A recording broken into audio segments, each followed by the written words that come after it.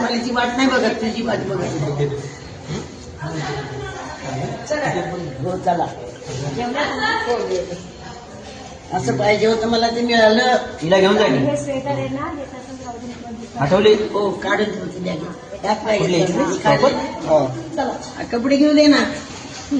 बरोबर आहे ना. येऊ. फक्त व्यवस्थित काळजी घ्या. स्वतः गोळी जर लागली वेगळी तर नमस्कार मैत्रिणींनो, मी किरण पाटील. काल ह्या महिला मावशी साईडला रस्त्यावर बऱ्याच तासापासून रस्त्यावर तर त्यांच्या नातेवाईकांची त्यांची कोणी विचारपूस केली नाही बहुतेक. तर त्यांचे नातेवाईक कोण आहेत त्यांना ते काहीच माहिती नाहीये. मला एक फोन आला की पाटील मॅडम असं त्याचं एक महिला रस्त्यावर आहे बऱ्याच तासापासून म्हणून असं. तर म्हणून मग मी ह्या मावशीला त्यांचे नातेवाईक शोधत बसले. रिक्षा केली, नातेवाईकांचा शोध लागला नाही. त्याच्यानंतर मग 2-3 ठिकाणी मी रिक्षा अशी बदलली, म्हणजे इकडे तिकडे त्यांचा चालू केले. नंतर ह्या मावशींना पोलीस स्टेशनमध्ये मग मी घेऊन गेली. पोलीस स्टेशनला घेऊन गेली, तिथं मग मेडिकल रिपोर्ट चेक केला. मेडिकल रिपोर्ट दिलाय त्यांना, तर त्यांना काही प्रॉब्लेम नाहीये तसा. मग मी पोलिसांमार्फत पोलीस स्टेशनची म्हणजे एक कॉन्स्टेबल घेतला, लेडीज कॉन्स्टेबल घेतली.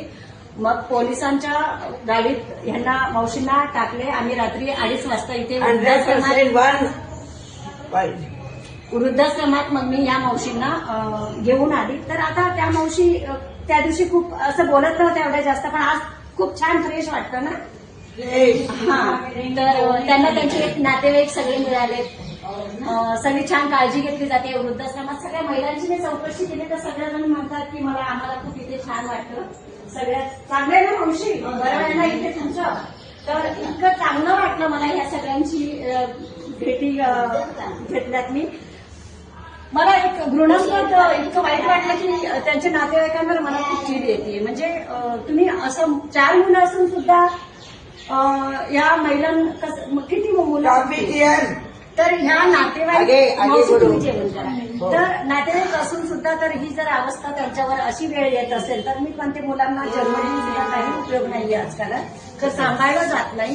आणि बहुतांश ठिकाणी मी हे सगळं असं बघितलंय की बऱ्याच महिला अशा वृद्धाश्रमामध्ये दाखल होतात काही कारणामुळे. म्हणजे सगळेच काही मुलं चुकीचे असतात असं पण नाहीये. तर असं होता कामा नये असं मला वाटतं. म्हणजे सुनांनी सुद्धा खूप छान काळजी घ्यायला पाहिजे असं मला तरी वाटतं. म्हणजे आजकालात हे सगळं वृद्धाश्रमामध्ये दाखल होण्याचे प्रकार जास्तच वाढलेले आहेत. आणि ह्या सगळ्या गोष्टीला मुलं नाही पण सुना जबाबदार असतात असं मला वाटतं. कारण असं मावशी बरं आहे का, तुम्हाला काही त्रास होतोय, झोपा तुम्ही, झोपा. तर ह्या महिलांची अवस्था इतकं म्हणजे वाईट वाटलं मला हे सगळं बघून. तर त्यांना एक फॅमिली भेटली, त्यांची सगळी काळजी घेतली जाते इथे. व्यवस्थित वाटलं मला सगळ्या महिलांचं हे करून. या मावशी तर खूप छान, मला बरं वाटलं तुमच्याशी भेटून. मावशीला पण भेटू. तर काही एवढंच तुम्हाला सांगणं आहे की कुणी रस्त्यावर असेल, एखादी महिला असेल, एखादा पुरुष असेल, तर त्याची खरंच तुम्ही निष्काळजीपणा न दाखवता तर त्यांना तुम्ही सहकार्य करा. पोलिसांच्या मार्फत त्यांच्या प्रोसेस व्यवस्थित करून तुम्ही दाखल करा. आता मी भिकारी अजून आणलेले होते, ते भिकारी काय इथे नाही येत आता. तर ह्या मावशींना पण मी आता रात्री घेऊन आले. मला खूप समाधान वाटलं. म्हणजे शक्यतोवर मी जास्त देवदेव करण्यापेक्षा ही मी माझं कर्म म्हणजे ही माझी पूजा समजते. तर आता ह्या मावशी तुम्ही आता इथे राहा. आणि आता माझी तुमची कायमची भेट होत राहणार आहे. मी तुम्हाला सगळ्यांना भेटायला येत राहील याच्या पुढे मी.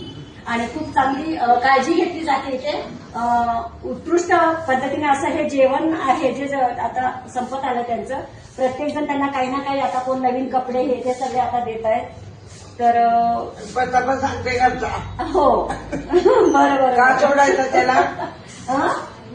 पत्त्याला का सोडायचं आता हा इथे हेच तुमचं आता मी घर काय आहे. पॉइंट सांगितलंय ना तेवढं हो, लायचं नाही इथे पोलीस येणार नाहीत आता पोलीस येणार नाही तुम्ही टेन्शन नका घेऊ ठीक आहे पोलीस मित्र येते पोलीस मित्र आहोत नो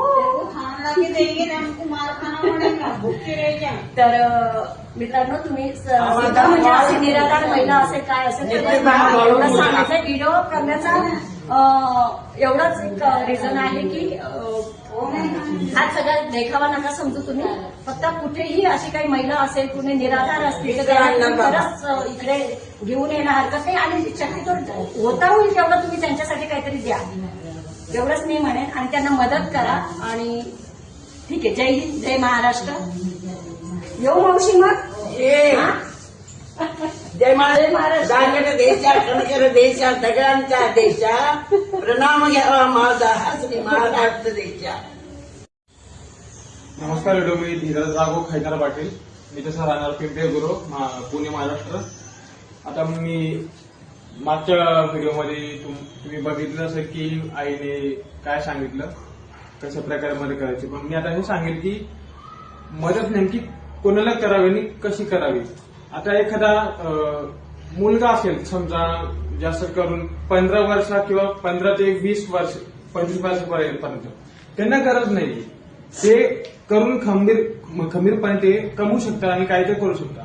पण असं एकदम लहान मुलं जास्तीत करून 10वी पर्यंतचे ते असे मुलं दिसले ना अनाथ मुलं त्यांना आणि जास्त करून वयोवृद्ध म्हणजे 60 पार केलेले त्यांना जास्त मदत तिची गरज आहे कारण ते थकलेले असतात आणि जे लहान आहेत ते करू शकत नाही अशांना मदत तिची खरी गरज आहे. असं 25 20 25 30 या वयाच्या मुलांना कधी गरज नाही ते कमवू शकतात पण ना आता मदत काय करायची ते पण सांगतो मी तुम्हाला. असं आपण अन्न देतो ते ठीक आहे देत जा ते पण चांगलंच आहे तुमचं कर्म पण आता जेवणाच्या व्यतिरिक्त ना पैशांची पण गरज असते मित्रांनो कारण ना हे ट्रस्ट लोक असतात नाही असं अनाथ आश्रमात अनाथाश्रम वृद्धाश्रम हे काय करतात माहितीये का पैसे जमा करतात असं जेवढे काय येतात ते आणि ते त्याच्यापासून गॅस घेतात शेगडी कपडे असे बरेच वस्तू असतात म्हणजे मी आता लिस्ट सांगितली तर खूप होऊन जाईल व्हिडिओ मोठा होईल म्हणून मी एवढंच सांगतो पण उदाहरण दिले मग असल्या वस्तू तुम्ही देत जा म्हणजे जास्त करून टिकेल ते. आता आपण तुम्ही जर एकाच बिस्किट दिले सगळ्यांना ते काय एका टायमाला खाईल पोट भरेल निघून जाईल ते पण जे असं गॅस सारखं म्हणजे जे सगळ्यांना होईल असं काहीतरी किंवा कपडे बघा आपण 2-3 वर्ष असं वापरू शकतो असले काही द्या मग. आणि जर तुम्ही खरंच असं करत असाल तर तुम्हाला धन्यवाद माझ्याकडून. व्हिडिओ बघितल्याबद्दल धन्यवाद. जय हिंद जय महाराष्ट्र. छत्रपती शिवाजी महाराज की जय.